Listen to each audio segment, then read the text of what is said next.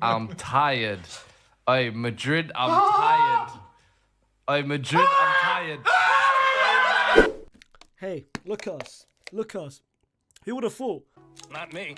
Who would have ever imagined Real Madrid to win the Champions League? Just cannot keep their hands off the Europe. To win the league back in August when our starting goalkeeper was injured with an ACL, when our starting defender got injured with an ACL, and when Real Madrid never signed a replacement for Karim Benzema and Kylian Mbappe rejected Real Madrid for the third summer in a row.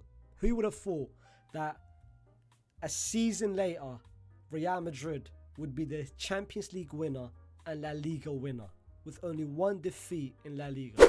Welcome to Real Madrid's season review of 2023-2024.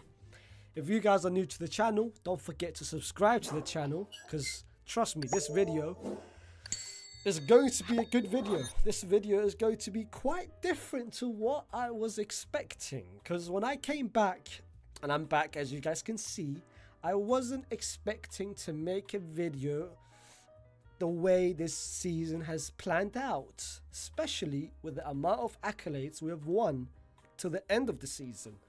Last season, I gave our season a 2 out of 10. Bro, I give this season 2 out of 10. Is it harsh? Yes.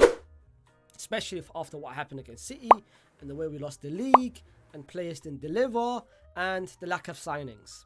We entered the summer signing Jude Bellingham. Incredible signing.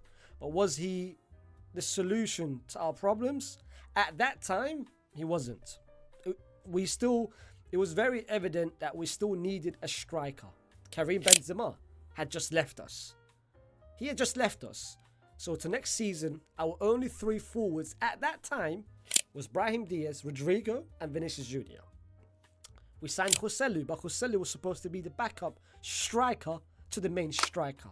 And the main striker was Kylian Mbappe. The whole summer, start from June, when Mbappe made it clear that he wanted to leave PSG, we were chasing Mbappe. Every single week, rumor by rumor, report by report, journalist by journalist, every single person made it very clear that Kylian Mbappe was leaving Paris Saint-Germain and joining Real Madrid. Every striker became available. Harry Kane became available. Real Madrid looked at it and said, nah, we're zoned in for Mbappe. No, not Real Madrid. Let me correct myself here. Real Madrid never did it. Florentino Perez made it very clear he didn't want any other striker. Forget Harry Kane, forget Victor Osimhen, forget Gonzalo Ramos, forget Gabriel Jesus, forget any striker on the market. The only person that I'm looking for is Kylian Mbappe.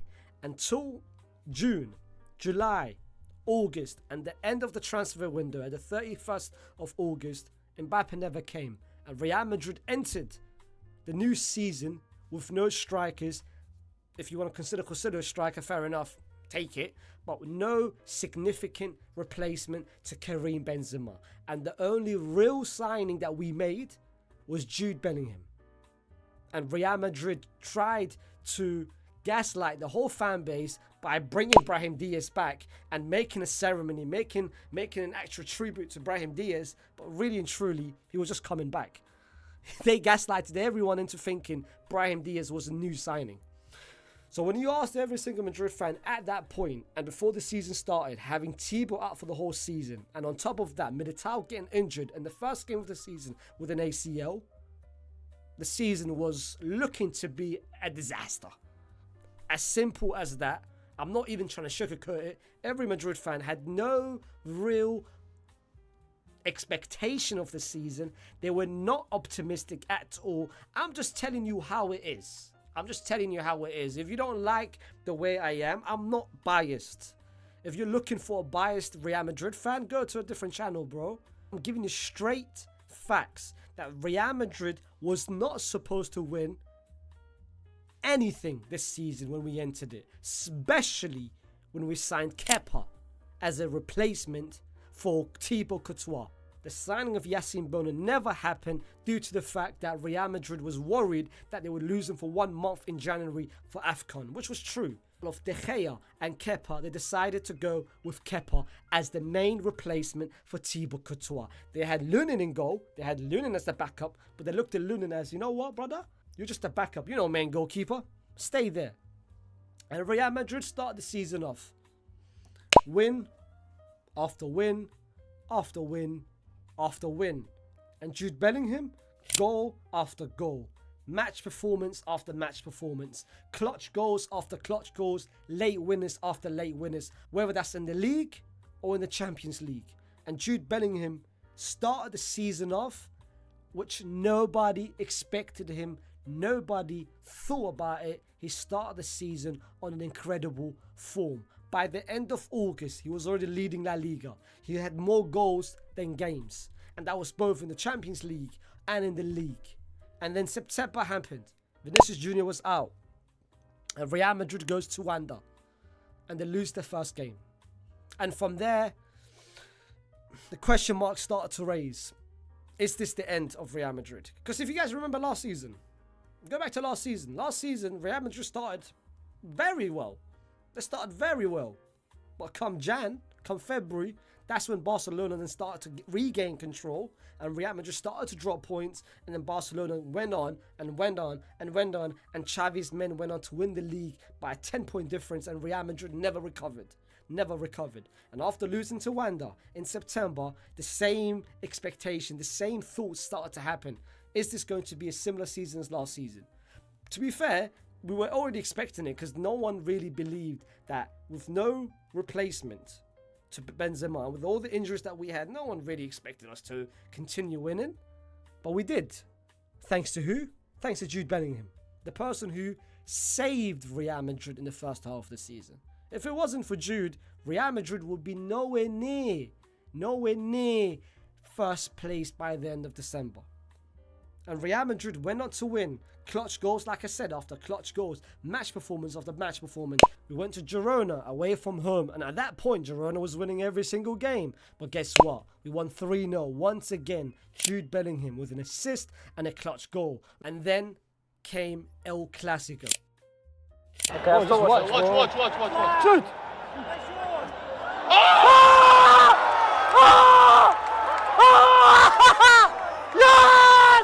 Look at him, look at him.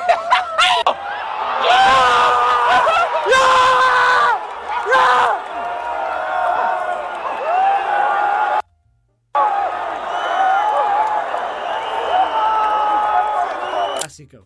The game that really determined where our season was going to be. Barcelona scored in the first half. Barcelona controlled the whole game until the 60th minute where Modric came on, Camavinga came on, and the game changed completely.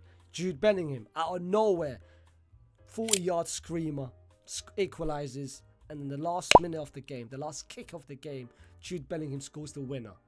And Real Madrid leads the league, and the Real Madrid takes control of the league. And Jude Bellingham showcases to everyone that, hey, I'm the main man. I'm the best player, and this is my team.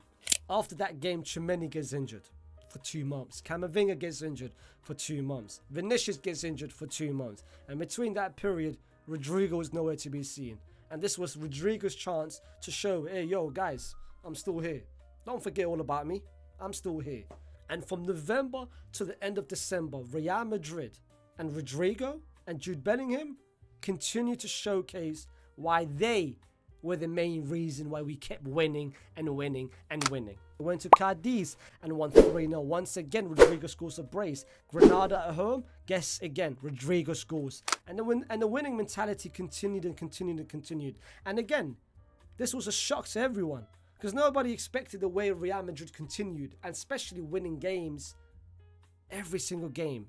It became a routine. It became a pattern that, all right, cool, we might not perform to the best, but trust me, come 80 minute, come 90 minute, a late minute winner was going to happen.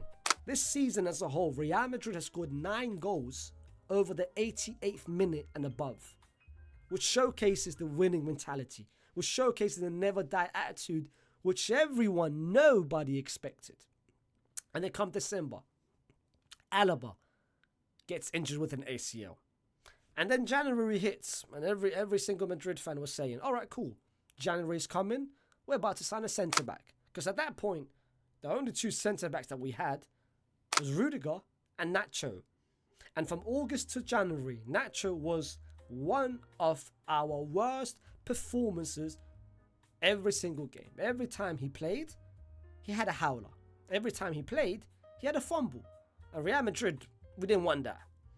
Come January, Nacho gets injured. And then now we're stuck with one centre-back, which is Rudiger. And we had 2 weeks left of the transfer window. The expectation was very simple. Get a centre-back. Buy a centre-back. Even a loan deal. Just get someone in there because we've got one healthy centre-back.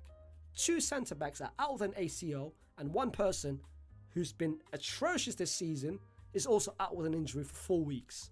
So realistically, Real Madrid was going to get a centre-back. The transfer window ended. Real Madrid signed no centre-backs. And they relied on Tchouaméni to play as a centre-back for a space of 2 months. And guess what?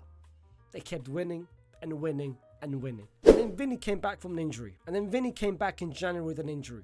And everyone expected, all right, are you now back healthy? Are you ready to play? And are you ready to adapt to the striking formation? Because we understand the formation has changed. The system has changed. Last season, you were playing on the left-hand side. This season, we're expecting you to play as a striker. So we understand why you're struggling. We understand why you're having a bit difficulties. We understand why you haven't adapted yet. But are you now ready? You've played 2 months in the first half of the season. You didn't play well. You went out with an injury, and now you're back. Are you ready to step up? And Vinicius Jr. replied with a simple yes. In the Super Cup, he scored against Atleti. And in the final of the Super Cup against Barcelona, he scores not 1, not 2, but 3. He scores a hat-trick, his first hat-trick against Barcelona, and delivers a man of the match performance. But if you thought that performance was good, don't worry. The performance after that, a month later against Girona, was even better. The game against Girona was pretty much the decider. Real Madrid and Girona was fighting for the league, and there was a 4-point separation between them. If Real Madrid won, the league was pretty much confirmed theirs. There wasn't really a reason to bottle it. There wasn't really a reason to lose out on the league, especially if you beat your closest competition. And not only did they beat their closest competition, it was the best performance of Real Madrid this entire season. An absolute convincing 4-0 display. A display which Vinicius Jr. introduced and said to himself, I'm here. Don't forget all about me. This is my team. I'm the franchise player. All the talks about Jude, I'm him. This is my team. The game against Barcelona brought the confidence of Vinny back after he scored that hat-trick. The game against Girona, it brought the arrogance of Vinny. It brought the swagger of Vinny back. Because we missed it. The arrogance wasn't there. We still missed it from this season. But Girona reminded Vinny, hold on, I can do this. I haven't forgotten all about it. This is my team. And he showcased that game where he absolutely murdered Couto on that right-hand side. He absolutely destroyed Couto on that right-hand side. Real Madrid was rumoured to get Couto. After that game, the rumours disappeared. It ended just because of one performance that Vinicius Jr. dropped against Couto. In addition to all of this, the one thing that changed Real Madrid's season was Vinny returning to the player he was. But one more thing was Lunin starting in goal. And that happened at the end of 2023, where Kepa got a knock. He was out for 2 weeks. And Carlo Ancelotti relied on Lunin. And since then, he hasn't changed his mind. Lunin became the goalkeeper. He showcased why he should be the backup goalkeeper to Thibaut Courtois. And by every coming week and by every passing week, Lunin delivered, he delivered, he delivered, he delivered, and he delivered. And then February came and Real Madrid went to Germany. Leipzig was the first team in Real Madrid's way of a historic 15th. They went to Germany for the first leg. They got pressured in the first half. Chance after chance by Leipzig. Sesko had a chance. Openda had a couple chances. Xavi Simons had a couple chances. But guess who stopped it? Lunin was the guy. Lunin was Real Madrid's saviour in that first half. Second half started, the exact same thing. Lunin once again saving Real Madrid. Save after save. 1, boom, 2, boom, 3, 4, 5, 6, 7. Real Madrid was under pressure. And at that time, Real Madrid was, you know what? Let's just take a 0-0 draw and go to Madrid and hopefully win from there. But Brahim Diaz had other plans in mind. Brahim Diaz was like, why? Jude Bellingham was absent of that game. Jude Bellingham had a knock. And Brahim Diaz took his chance. And Brahim Diaz delivered on his chance. One of the best goals of the season. Goes by one person, by two, by three. Left foot outside the box. Top corner. And Real Madrid beats Leipzig away from home. And then Lunin gets the match of the match performance. They go back to home. And Lunin once again saving Real Madrid. Leipzig, to be honest, to be completely transparent, like I said, I'm not biased. Real Madrid should have been knocked out in the round of 16. As simple as that. Leipzig should have been the team to knock out Real Madrid. If it wasn't for Lunin, if Kepa was starting, Real Madrid would have been knocked out in the round of 16 right this second. Quarterfinals came. And once again, a visit to Manchester City. Real Madrid in the first leg should have won that game. Very similar to last season, where we drew 1-1. This season, we drew 3-3. But it wasn't a 3-3 performance. Real Madrid was the best team in that first leg. But then flashbacks started to come. Is this going to be similar to last season, where we go to Etihad and get destroyed by 4-0? But this time around, it was quite different. And this time around, the formation got changed. Carlo Ancelotti was like, you know what? I made the mistake last season by not starting Tchouameni. I made the mistake last season by not having a defensive midfielder. I made a mistake last season going to Etihad and not having a system in place, not having a shape in place. And he changed it around. He said, you know what? Let me change the formation. And he introduced a 4-4-2. And this time around, he played Jude Bellingham as your striker. The narrative about Jude throughout this whole season, Jude is a striker. After every passing game, every time he scores a goal, Jude is a striker, Jude is a striker, Jude is a striker. But if you actually watch Real Madrid this season, the heat maps prove that Jude wasn't a striker.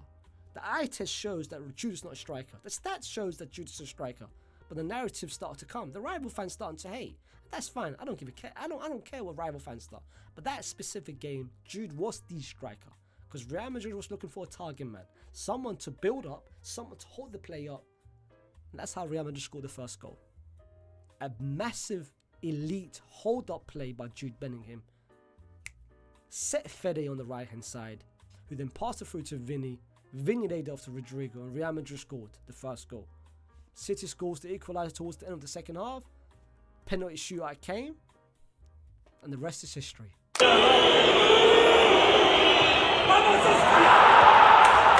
And then Bayern Munich came. You guys saw what happened. Joselu, 2 goals to take Real Madrid to Wembley. Real Madrid at that point of La Liga pretty much finished the season off with 7-8 games to spare. And they go to Wembley and finish the story of 15 champions. Not 1, not 2, not 3, not 4, not 5, not 6, not 7, not 8, not 9, 10, 11, 12, 13, 14, 15 time champions. 15th. The 15th arrived this season, which nobody expected. Real Madrid ended the season with the La Liga with only 1 defeat, and that defeat should have never happened. When you go back to the season and you say to yourself, you know what? If we win the league, if we reach the semi-finals, I think it'll be an achievement. But now, when you look at the season and how the season's been played out, we should have never lost against Atleti. This season, the same way Leverkusen finished Invincibles, we should have finished Invincibles. Because this season, and that is something I have to give credit to Carlo Ancelotti, he has installed something in... I'm talking about myself. I can't speak of every single Real Madrid fan, but I'm guessing it relates to everyone. He's installed a confidence to myself and most fans out there that when you enter a game, you best believe that you're winning that game. And there wasn't a single point this season when I entered the game and I said to myself, I don't think we're winning this game. I don't think we're winning. And that's something that Carlo has done. Because the last minute goals helped massively. Because if it happens one time, then fairs. If it happens 2 times, then alright, lucky. 3 times, oh, you guys are lucky. 4 times, it might become unsustainable. But 5 times, 6 times, 7 times, 8 times, 9 times, 10 times. At that point, it just becomes, it's a routine. It's a winning mentality. And from the second half of the season, our B team was saving us a lot. The same way 16-17 ended. The same way in the 16-17 we had the Iscos, the Kovacic, the Moratas, the Jameses, the Marco Asensio, and then everyone else. When the first team needed a rest for the Champions League, the B team stepped up. And that's how the B team stepped up. And that's where Arda Güler took his chance. And he took it and he showcased it. Why he is the real deal. Why he is a superstar. He ended the season off, which nobody thought he would. Especially after the season that he had. With all the injuries, he came back in December. January never got playing time. February never got playing time. March got barely a couple minutes off the bench. And then boom. He got the minutes, got the starts, and took advantage of it. Sociedad away from home scores. She scores at home. Every single game scores 2 goals, 3 goals. And every single performance is better than the next performance. It's better than the next performance. It's better than the next performance. And then Real Madrid said to themselves, we found a new Luka Modric.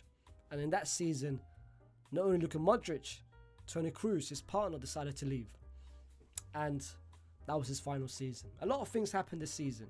And in my last season review of last season, I kind of rated our season on so many combinations. On a manager perspective, on a player perspective, on a board perspective, and on a form perspective. In terms of a board perspective, I'm giving this season, to be completely honest with you, I'm giving this season a 2 out of 10. The only reason why I'm giving a 2 in the first place, that is 1, by signing Jude, and 2, by getting Arda Güler. Other than that, this season is an absolute disappointment from a board perspective. Because they never signed a replacement to Karim Benzema at the start of the season. They never signed a centre-back after Militao got injured. And they never signed an actual realistic goalkeeper. Kepa is not a goalkeeper. Kepa, I would never ever consider Kepa a goalkeeper. And then in January, when it was very evident that we needed a centre-back, especially after Alaba got injured and Nacho got injured, we only had 1 centre-back in January. And the expectation was, let's get a centre-back. Even for 6 months, just get a centre-back. The board said no.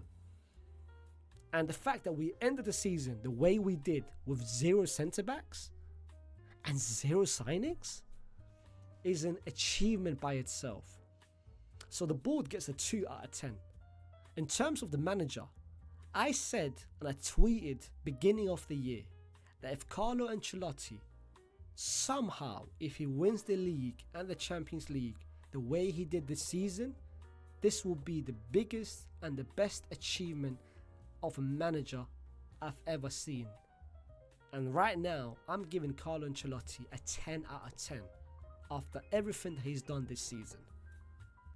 I can't deny what he's done. Everyone knows how I feel about Carlo Ancelotti. I gave my ratings about him last season. I never wanted him to be the manager this season. But the way he's managed this season, the way he's faced adversity after adversity after adversity this season, the way he's had to deal with all the injuries every single time, whether that's the ACLs, whether that's Camavinga going out for 2 months, Tchouaméni for 2 months, Vinny for 2 months, Jude for 4 months, Jude for 4 weeks. The way he had to face that, the way he had to change the system, and the system was changed because of him. He understood where Jude Bellingham's strengths are. He understood why Toni Kroos is needed in the system. And he changed the system from 4-3-3 to 4-1-2-1-2. But most of the games, it wasn't that. It was 4-2-2-2. And that was all done by him. This system was created by him. And he got the best out of Jude and the best out of Toni Kroos. And then after that, Vinny adapted and Rodrigo adapted. Why? Because of him. The only few mistakes that he's had. And that's why I'm not even going to drop the rating down, because he doesn't deserve to have the rating down. I don't care about those 3 mistakes now. But at that time, I kind of did. But the 3 mistakes they had this season. 1, not starting Tchouaméni at Wanda back in September, where we lost the only league game that we had this season. 2, taking too long to start Arda Güler and not giving him chances. And 3, not starting Tchouaméni once again in the Copa del Rey against Atleti, where we lost 4-2. That's the only 3 mistakes he had this season. But I look at those mistakes now and I say, you know what? The second one, I kind of understand it. Maybe you had a plan with Arda Güler. Maybe it was all part of your plan to give him time, to give him those minutes off the bench, those 5-10 minutes, to make him understand, you know what, I have to deserve it in the training ground. Maybe it was all part of your plan, because now I look at it and I say, you know what, wow, it all worked to perfection. But the Atleti game, nah, man, we needed that. And the players, I'm gonna give that 8 out of 10. I think every player stepped up when they needed to. I think every player had their moments this season, whether that was beginning of the season or towards the end of the season, whether that's in the league or in the Champions League. And I will be making a video which will be coming out this Tuesday with my player ratings of Real Madrid this season, from 25 to 1st. I'm ranking one by one who I think has been the best to the worst. But to finish it off, I'm giving this season a 9.5 out of 10.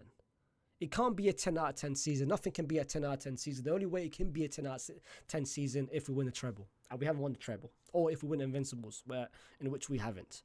We can't give this season 10 out of 10. I think from a manager point of view, it's a 10 out of 10. From a player point of view, it's an 8 out of 10. Because I feel like certain players, their level dropped towards the second half of the season. And certain players wasn't at their best towards the first part of the season. So the players never gave us a 10 out of 10. The board certainly never gave us a 10 out of 10. The form was elite, but we lost 1 league game. And the mentality was there. The fan base was elite throughout the season. I went to 2 Real Madrid games this season, and the atmosphere was absolutely incredible. But this season, like I said, nobody expected this. Nobody had any sort of belief that this was going to happen. So the fact that we are now a La Liga winner and a 15-time Champions League winner, wow. Wow, wow, wow. But guys, this has been the end. Let me know down in the comments how you think the season has been like. What you think we should give it and what you think next season will be like. I'll be back in 2 days with another video. Damn. I'll be back in 2 days with another video. I'm consistent. I'm back. But I'll be back in 2 days with another video of where I'll be ranking every single Real Madrid player from 25 to 1st. But I'll see you soon. Peace.